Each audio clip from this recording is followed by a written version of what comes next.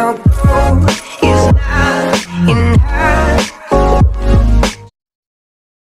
Bonjour tout le monde, c'est Alicia, bienvenue pour une nouvelle dégustation. Aujourd'hui, je souhaite vous présenter Peppermint Pinwheel. C'est une édition limitée, donc profitez-en. Quand j'ai vu Peppermint sur le site de Nespresso, ça a quand même piqué ma curiosité.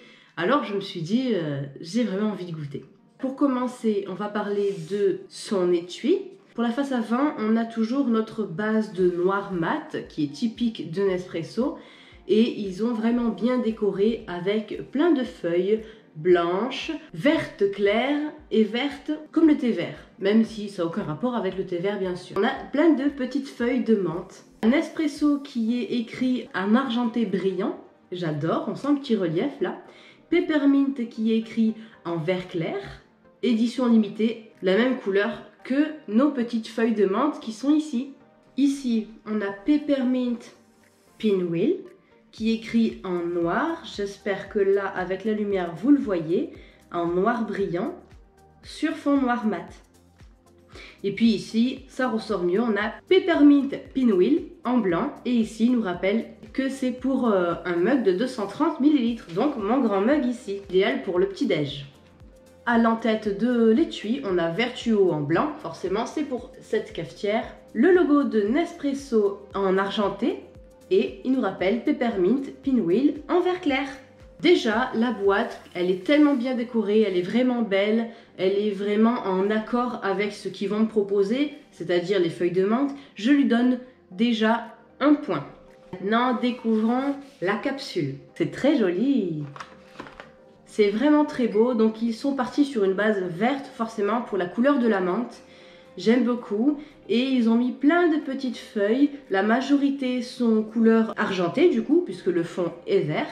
Et de ce côté, Peppermint Pinwheel, le nom de ce café, pour un mug de 230 ml. Je donne un point pour la capsule, ce qui fait 2 points sur 2 pour le packaging. Maintenant, goûtons-le, j'ai vraiment hâte. J'envoie et vite je mets mon mug dessous.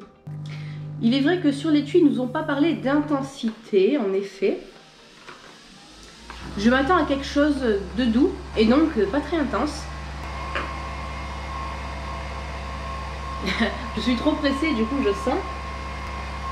Et cette odeur me fait penser au chocolat à la menthe. Donc forcément, là, en l'occurrence, c'est de la menthe qu'on retrouve là-dedans. Ça me fait vraiment penser au chocolat à la menthe. Qui d'ailleurs sont très bons après un bon café. Mon café est prêt. Il y a un conseil de préparation. Il est dit, en ajoutant un peu de lait, les notes de menthe poivrée s'adoucissent et donnent une tasse lactée bien équilibrée. Comme c'est fait du coup pour boire avec du lait, je vais directement rajouter du lait. Mais déjà, je peux vous dire que sans rajouter quoi que ce soit dedans, ça sent bon déjà. Donc je rajoute du lait, en conséquence vu la taille de ma tasse. Et on a un joli mug bien rempli. Et c'est encore bien bouillant. Voilà, je vais rajouter des glaçons, comme ça refroidira plus vite. Parce que là, on a une belle tasse bien remplie.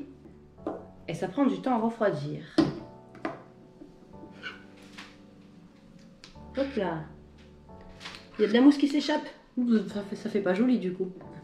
Je vais essayer de goûter en espérant que c'est pas trop chaud.